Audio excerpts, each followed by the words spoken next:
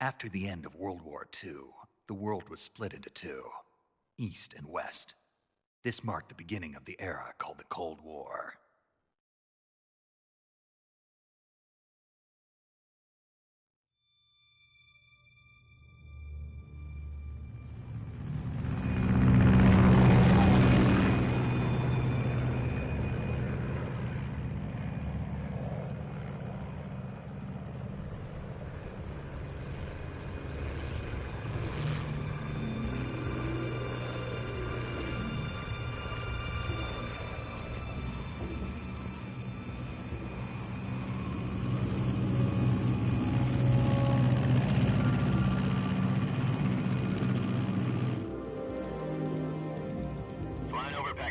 Altitude 30,000 feet. Approaching Soviet airspace. 20 minutes to drop off. Commencing internal depressurization. Equipment check. Arm main parachute. All right. You ready to go? Drop zone still showing a high pressure mass. Cav okay. Good. We've got high visibility.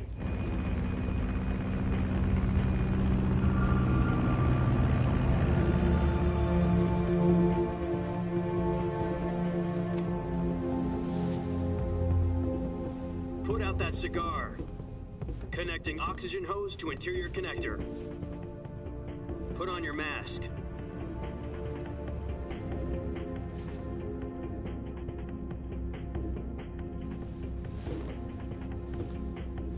Does this panty waste know what he's doing?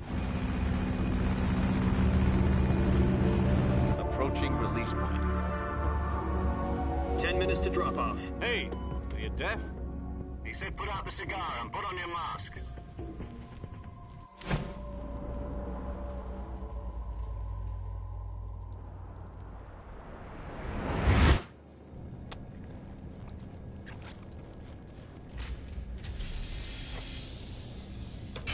Depressurization complete. Checking oxygen supply. 6 minutes to drop off. Opening rear hatch.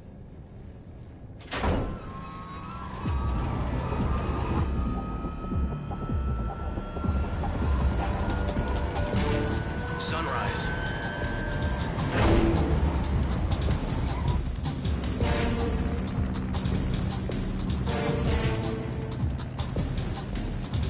External temperature minus 46 degrees Celsius. 2 minutes to drop off. Stand up. You'll be falling at 130 miles per hour. Try not to get frostbite from the wind chill. 1 minute to drop off. Move to the rear. Activate bailout model. This is one for the history books. The world's first halo jump. 10 seconds to drop off. Stand by. Status okay. All green. Prepare for drop-off. Countdown. 5, 4, 3, 2, 1. Spread your wings And fly. God be with you.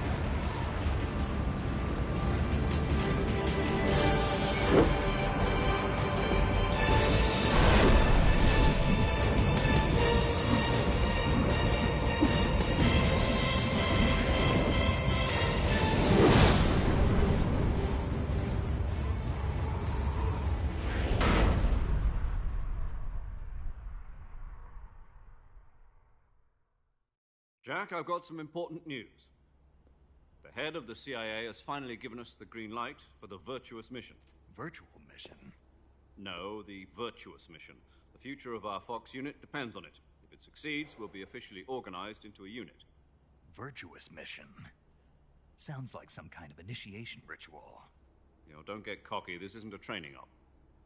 Right. So what exactly is this wonderful mission? Well, about 2 years ago, a certain Soviet scientist requested asylum in the West through one of our moles. His name is Nikolai Stepanovich Sokolov. He's head of the OKB-754 Design Bureau, one of the Soviets' top-secret weapon research facilities, and the East's foremost expert on weapons development. Sokolov? Isn't he that famous rocket scientist? The very same. On April the 12th, 1961, the Soviets achieved the first manned spaceflight in history. The Earth was blue, but there was no God. Well spoken. The rocket that carried Yuri Gagarin into orbit was the A-1, known as the Vostok rocket. Sokolov is said to be the man most responsible for the multi-engine cluster used in that rocket. After Gagarin's flight, Sokolov left rocket development to become the head of the newly established Design Bureau. From a lowly technician to head of a design bureau, that's quite a success story, so why do you want to defect? It seems he'd become afraid of his own creations. Afraid? Call it a crisis of conscience. And for that, he left his country and his family behind and went over the fence? Not exactly. One of his conditions was that his family was also to be taken safely to the West. We used a mole to get the family out first and succeeded in sneaking Sokolov over the Berlin Wall shortly afterwards. I was the one who conducted the operation. The security on the eastern side was still full of holes back then. Then what? We got Sokolov over in one piece, but the whole ordeal had left him exhausted, and we checked him into a hospital in West Berlin. It took him 2 weeks and more than 600 miles to get from the research facility in the Soviet Union to Berlin. He was in no condition to say anything coherent. And it was only a week later that we had something much bigger on our hands. The Cuban Missile Crisis. October the 16th, 1962, President Kennedy received word that the Soviets were in the process of deploying intermediate-range ballistic missiles in Cuba. The President demanded that the Soviets dismantle and remove the missiles. At the same time, he announced a naval blockade to prevent further missile shipments from reaching Cuba.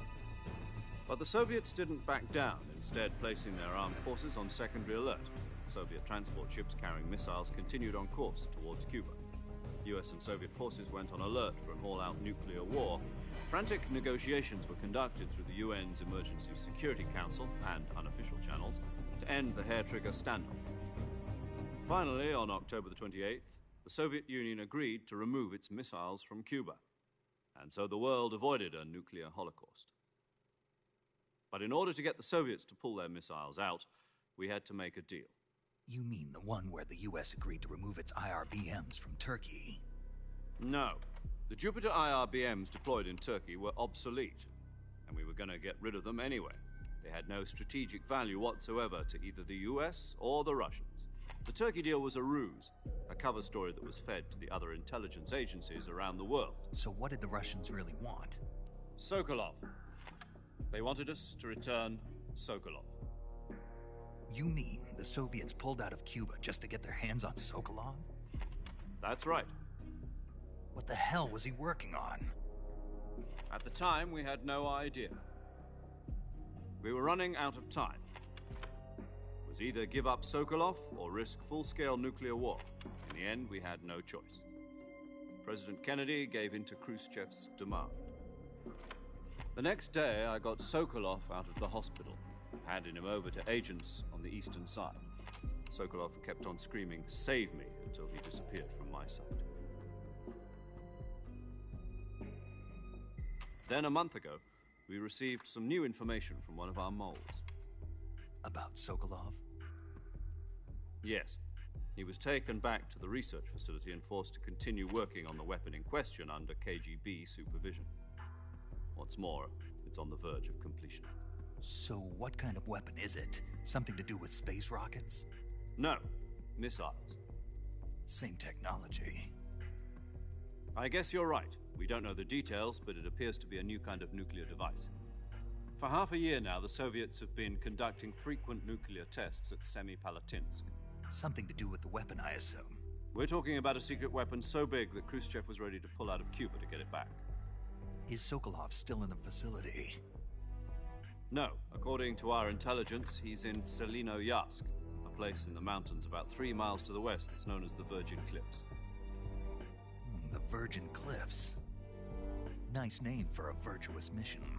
They moved him there just recently. Why? Apparently, they're conducting a field test of the weapon, but it's our best chance to get him back. This mission would never have been possible if he was still in the research facility. This is our last chance. Sokolov must have known that too when he contacted us.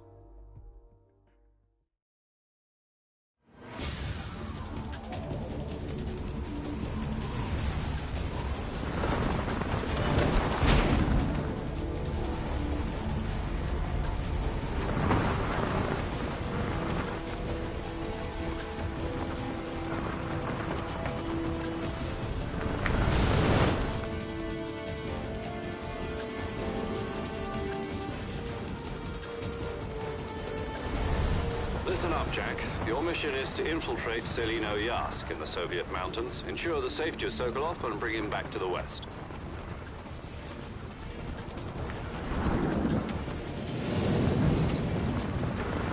If we don't get Sokolov back before that weapon is complete, we'll be facing a major crisis. The clock is ticking.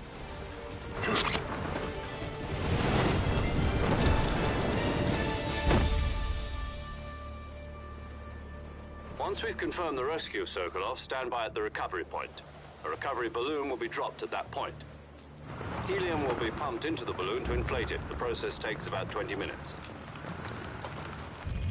Once it's complete, the gunship's arm will latch onto the balloon and pull it up. The Fulton surface-to-air recovery system. I'm familiar with the theory. Take it easy. It's been combat-proven. Do you think Sokolov is up to it? The shock will be less than during a parachute jump, and the arm can handle up to 500 pounds. So you're planning on going over the border in a single combat Talon?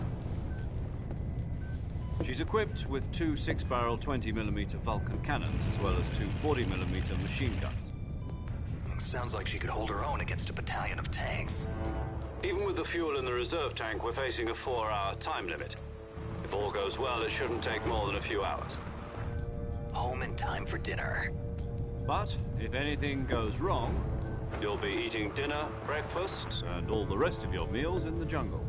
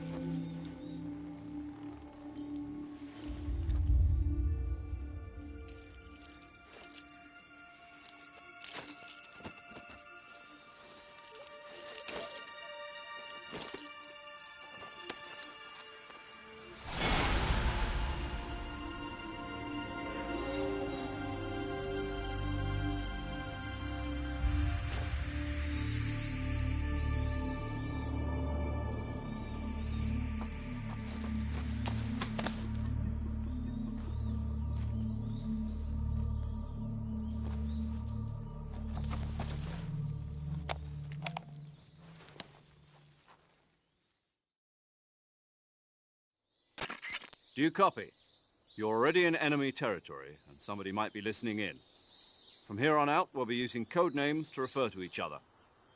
Your code name for this mission will be Naked Snake. I'll be referring to you as Snake from now on. You're not to mention your real name. Snake? What, you don't like snakes? What do you mean? You've eaten one before, haven't you? In survival training? I'm glad to hear that. I don't know if I'd ever order one in a restaurant, but... Be careful, you might not have a choice. What about you, Major? What should I call you? Let's see. I'll be Tom. Call me Major Tom. This will be a sneaking mission. You must not be seen by the enemy. You must leave no trace of your presence. Is that clear? This kind of infiltration is the Fox unit's speciality. In other words, weapons and equipment are procured on site. That goes for food as well. You're completely naked, just as your name implies. Great. Now I see why you asked me if I like snakes. I suppose calling me Snake was your idea of a joke, too. No. There's a good reason for that. I'll tell you later when the time is right. Gotcha. Getting back to the subject, how exactly am I supposed to feed myself? You've been issued a knife and a tranquilizer gun. Use them to hunt for food. You'll also find some medical supplies in your backpack. Yeah, about the backpack. I lost it in a tree on the way down. I see. Well, you'd better go back and get it then. You know where it is? No problem. I can see it from here. It's stuck on a branch. To climb a tree, stand in front of a tree that's covered in ivy and press the action button. I'll be monitoring your progress over the radio. We can't risk violating Soviet airspace, but I'll be in the gunship. My frequency is 140.85. I'll give you a call if I need to talk to you. If you need to talk to me, use the send function. Okay, Snake, go get your backpack.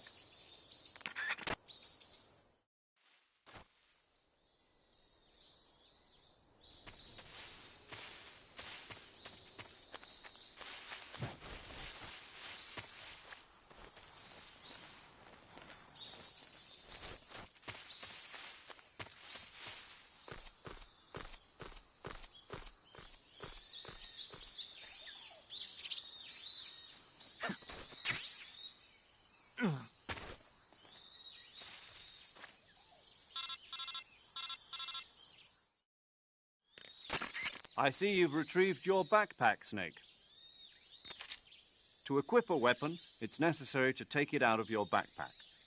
In the survival viewer, choose Weapon from the backpack. Your available weapons will be displayed in a window in the upper left. From that list, choose the weapon you want to equip and press the Enter button. For other equipped items, just do the same thing from Item. Got it. Use the survival viewer backpack. Yep, that's right. Survival is fundamental to this mission. After you've been out in the field for a while, your stamina will start to drop. If your stamina gets too low, it'll affect your performance. You won't be able to shoot accurately, for example, and your wounds won't heal as smoothly.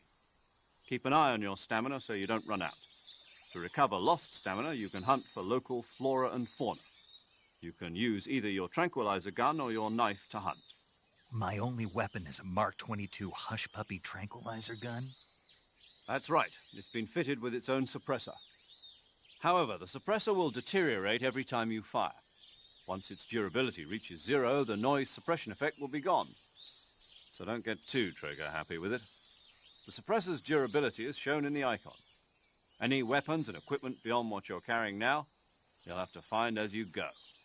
I have to find my own weapons and equipment? Whose crazy idea was this, anyway? Solo covert actions are standard Fox operating procedure. You can't leave any traces of your presence. No weapons, equipment, footprints, sweat, or bodily waste. The same goes for bullets and cartridges, too. Your presence in enemy territory is already a violation of international conventions of warfare. There aren't supposed to be any American soldiers in Russia. It could spark an international incident. You can't let anyone see you. You can't let the enemy know you're there. This is a stealth mission. You're a ghost, Snake, in every sense of the word. And there'll be no rescue if you're captured. The military and US government will deny any involvement in the affair. Then I'll just have to take care of myself, huh? I'm afraid so. You've been given a fake death pill for that purpose. SIS guidelines stipulate that soldiers on covert ops like this one be issued a potassium cyanide capsule. Tape it to your body so you can take it when you need to. How generous of you. Use it if you're taken prisoner by the enemy. It'll send you into a state of false death for a short time. Fooling them into thinking that I'm really dead. So, how do I come back to life? Just take the revival pill. You mean that thing they put in my tooth before the mission? That's the one. But be careful. If you remain in a state of false death for too long, nothing will be able to bring you back. Remember that. I'll keep it in mind. You said this was a solo mission, right? Right. I guess that means I can't count on any reinforcements. Correct. The mission rests entirely in your hands. A real one-man army. Relax. There's a support team ready to back you up over the radio. Who? I'll introduce them to you. This time, survival is of utmost importance. The first member of the support team will be in charge of monitoring your physical condition, acting as a medic, so to speak, as well as recording your mission data. She's a member of Fox as well, and she's here on the gunship with me. She? Hello, Snake. I'm paramedic. Nice to meet you. Paramedic. As in a medic who comes in by parachute. Aren't you going to tell me your real name? Are you going to tell me yours, Mr. Snake? My name, huh? It's John Doe. And they call you Jack for short. You're a regular Captain Nemo. A name means nothing on the battlefield. After a week, no one has a name. What's your name? Jane Doe. Very funny. I wasn't joking, but I'll tell you my name only if you manage to make it back alive. My frequency is 145.73. She's also in charge of recording your mission data. Whenever you want to save, send a message over the reserved save frequency, 140.96. So saving lets me record my mission data. That's right. It also records the state of your health. Good to know. There's one more person I want to introduce you to, Snake. Huh? Speaking of snakes, you remember the boss, don't you? A legendary soldier and your mentor. Actually, it was the boss that got the DCI's authorization in the first place. She's going to be serving as Fox's mission advisor. The boss is? She also helped me plan this mission. She and I were at SAS together. Jack, is that you? How many years has it been? Boss? That's right. It's me. Oh. Talk to me. Let me hear your voice. It's been 5 years, 72 days, and 18 hours. You've lost weight. You can tell just by the sound of my voice. Of course I can. I know all about you. Really? Well, I don't know anything about you. What's that supposed to mean? Why'd you disappear on me all of a sudden? I was on a top-secret mission. You didn't need me anymore. But there were still so many things I wanted you to teach me. No, I taught you everything you needed to know about fighting techniques. I taught you all I could. The rest you needed to learn on your own. Techniques, sure. But what about how to think like a soldier? How to think like a soldier? I can't teach you that. A soldier needs to be strong in spirit, body, and technique. And the only thing you can learn from someone else is technique. In fact, technique doesn't even matter. What's most important is spirit. Spirit and body are like two sides of a single coin. They're the same thing. I can't teach you how to think. You'll just have to figure it out for yourself. Listen to me, Jack. Just because soldiers are on the same side right now doesn't mean they always will be. Having personal feelings about your comrades is one of the worst sins you can commit. Politics determine who you face on the battlefield. And politics are a living thing. They change along with the times. Yesterday's good might be tomorrow's evil. Is that why you abandoned me? No, it had nothing to do with you. I already told you, Jack. I was on a top-secret mission. A soldier has to follow whatever orders he's given. It's not his place to question why. But you're looking for a reason to fight. You're a natural-born fighter, but you're not quite a soldier. A soldier is a political tool, nothing more. That's doubly true if he's a career soldier.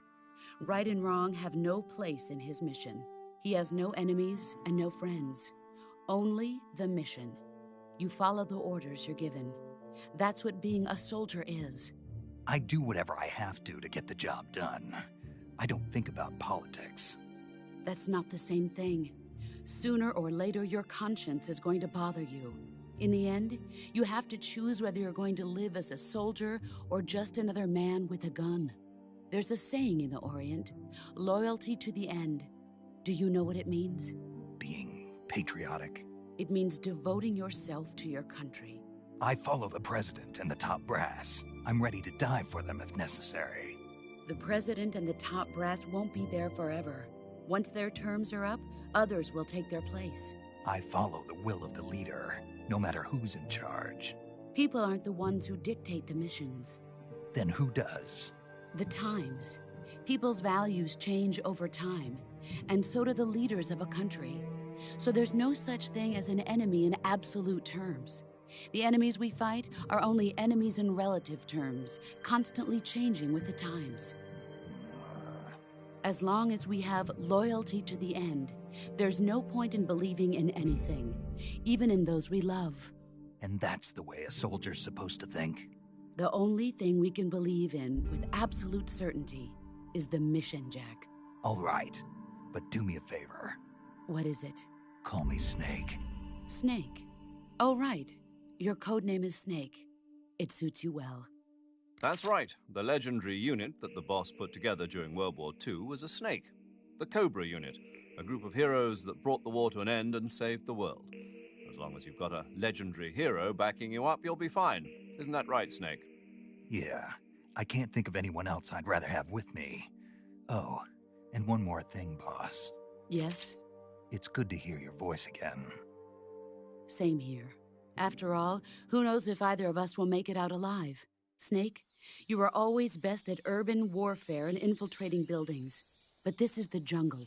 Survival is going to be key. Those CQC techniques I taught you are sure to come in handy. CQC? Close quarters combat, huh? I've been in the Green Berets for the past few years. I'm probably pretty rusty. Not to worry. I'll be here to help you remember. After all, this is your first actual survival mission. I'll be supporting you over the radio. Where are you, boss? Next to the Major? The boss is communicating with us by radio from aboard a Permit-class submarine in the Arctic Ocean. My frequency is 141.80. Call me if you need my advice on battle techniques. Gotcha. Your mission is to retrieve Dr. Sokolov. Dr. Sokolov is being held in an abandoned factory located to the north of your current position. Avoid heavy combat and don't let anyone see you. Don't forget that this is a stealth mission. Snake, try to remember some of the basics of CQC.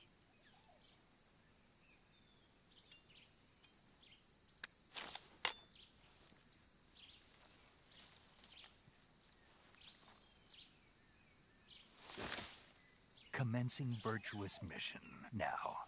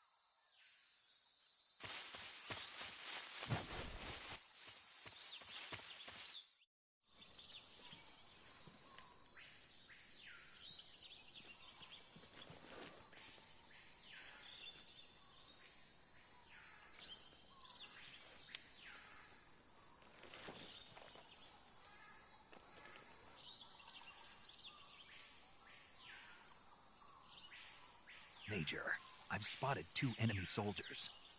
They're probably KGB troops sent to guard Sokolov. AK-47s and grenades.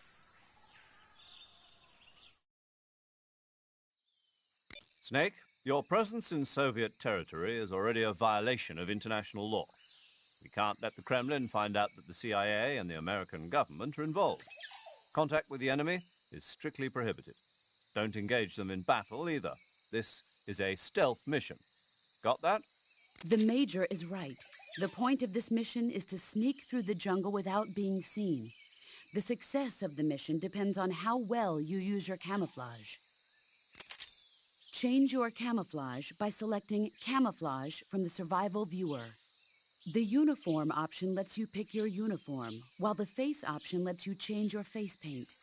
Choosing camouflage that blends in with your surroundings will help you conceal yourself more effectively. Also, don't forget that anything that moves will stand out in the jungle. If you just stand up and run around like an idiot, you're bound to be spotted. But if you crawl instead, you should be able to sneak by without being noticed.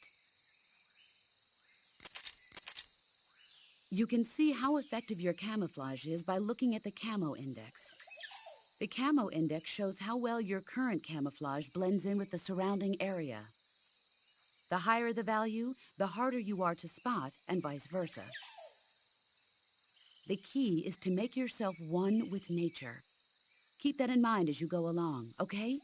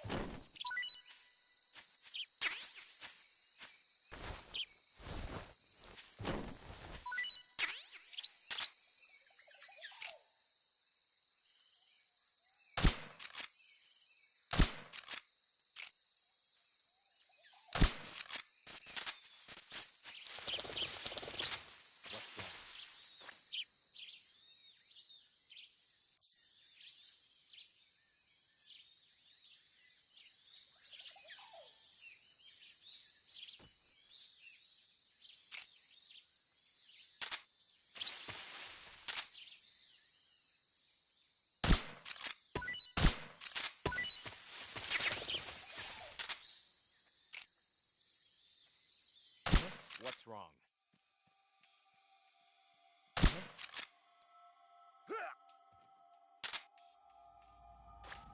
HQ, respond. This is HQ. Control here. We're under enemy fire. Enemy's position is unknown. Going into alert formation. Acknowledged. Sending reinforcements. Use extra caution.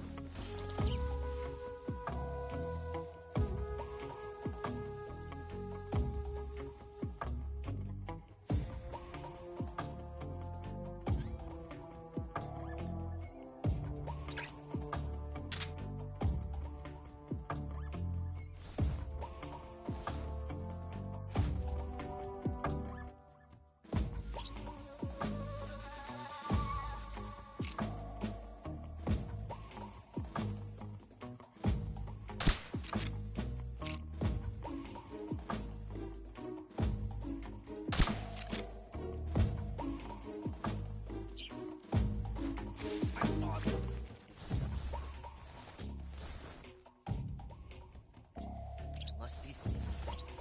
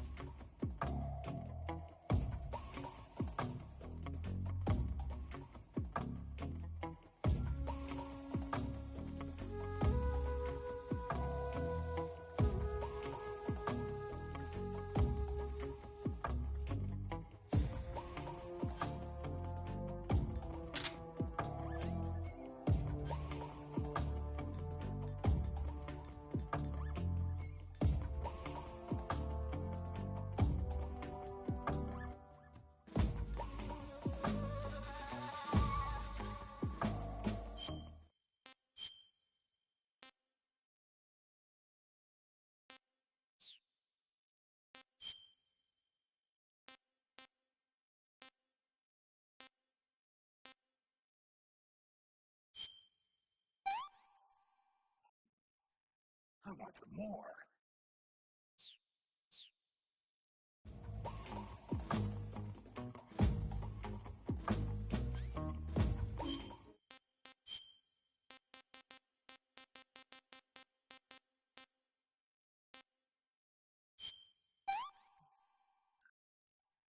Not so great. I can't take another bite.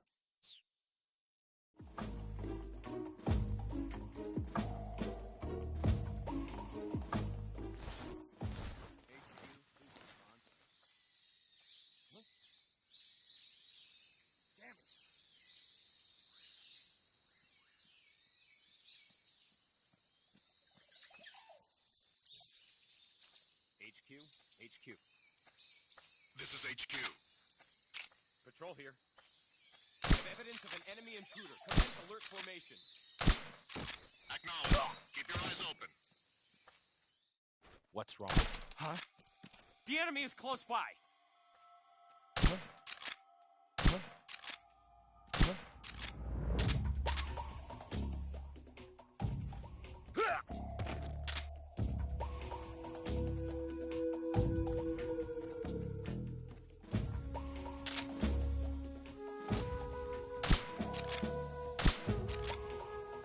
What's wrong? What? Huh? The enemy is close by.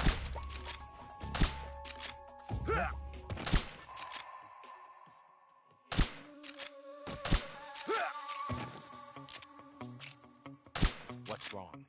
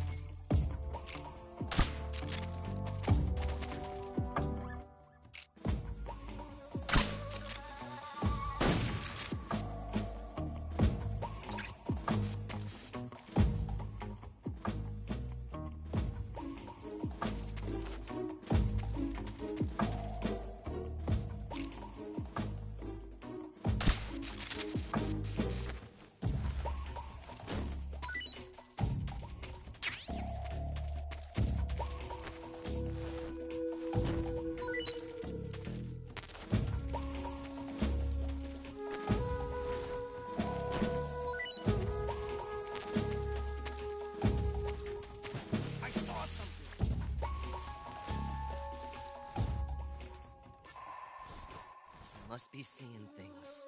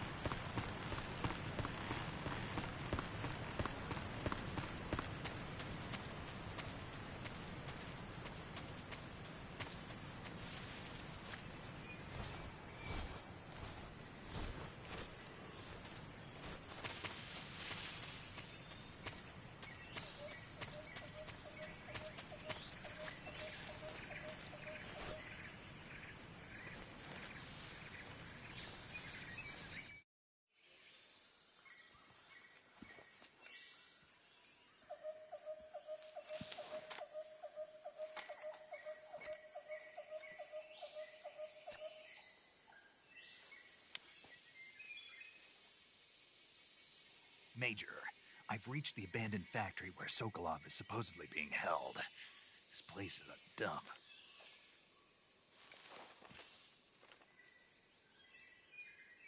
I can't see Sokolov from here. The security is pretty tight. There are sentries posted around the perimeter. I wonder how many are inside.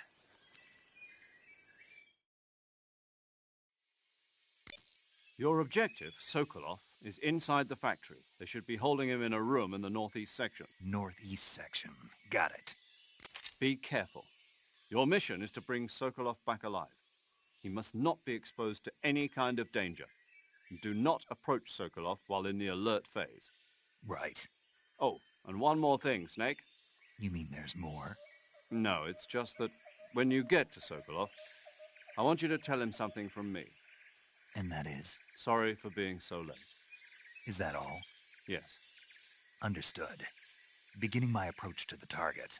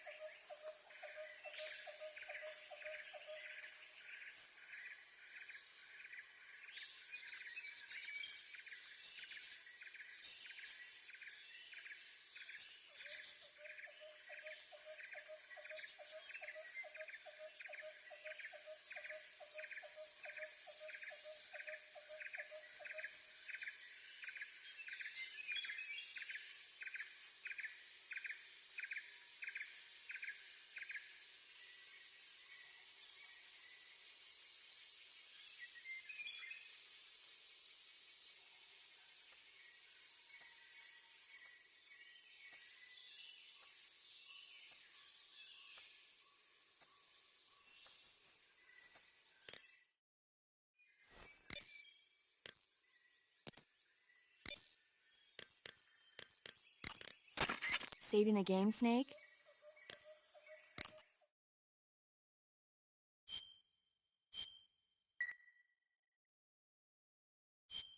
Hey, Snake, you ever heard of Godzilla, King of Monsters? No, what is it? It's a movie. You haven't seen it? Nope.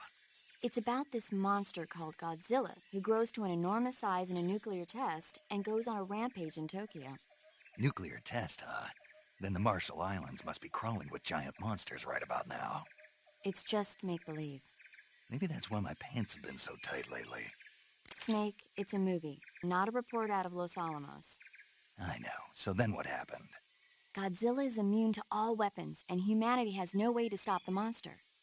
Dr. Shirazawa develops a new type of weapon, but meanwhile, Godzilla is getting closer and closer to Tokyo, obliterating everything in its path. It was originally a Japanese movie, but they made an American version, too. I recommend seeing the original Japanese one if you ever get the chance. It's mostly mindless fun, but it's also got a serious anti-nuke message as well. Where can I see the original? You'll just have to go to Japan. Really? That's too bad. Well, if you wait 40 years, you might be able to see it in America, too. Why's that? 2004 will be Godzilla's 50th birthday. You think they're still going to be making Godzilla movies then? Of course! Everybody loves Godzilla. You sure know a lot about movies. I don't suppose you're the movie-watching type, are you? Not really. Okay, then I'll tell you everything I know. When the going gets tough, movies can save your life. It's always good to be able to look at things from a different perspective when you get in a jam. That's the magic of movies. No kidding.